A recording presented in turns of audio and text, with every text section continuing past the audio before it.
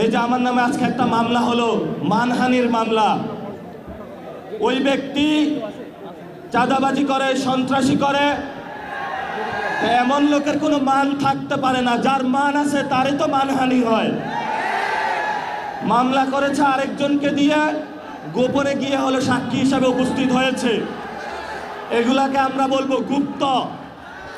আপনি ঢাকা 8-এ ফেল করেছেন, লিখে রাখুন জনাব আব্বাস। আপনাকে তারেক জিয়া এসে রক্ষা করেছে। তারেক জিয়া যদি এসে রক্ষা না করত, তাহলে আপনি মির্জা আব্বাসের ছুনোপুটিও আমরা ঢাকা 8-এ খুঁজে পাইতাম না। হালে পানি আছে, এখনো বেঁচে থাকার সুযোগ আছে।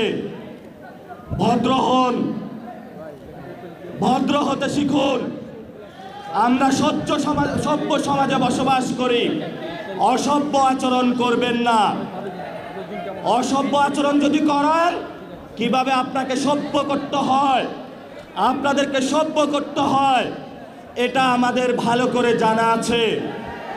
ওরা আমাদের ভয় দেখায়। মামলা হামলা অনেক আগেই পার করেছি। শেখ হাসিনার আমলে রিমান্ডে নিয়ে আমাকে মাথা নিচের দিকে দিয়ে, পা উপর দিকে দিয়ে সারা রাত নির্যাতন করেছিল। কখনো আপোষ করার চেষ্টা করি নাই। তুমি কোন আব্বাস? তুমি আসছো এখানে মামলা করতে? গুনার টাইম নাই। সিনিয়র সিটিজেন আছেন, আমরা সম্মান করতে চাই, কিন্তু নিজের সম্মান যদি না রাখতে পারেন, তাহলে এই যারা ইয়াং জেনারেশন আছে, জেনজিরা আছে, আপনার পুরা সম্মানের চাদর খুলে বুড়িগঙ্গায় নিক্ষেপ করবে।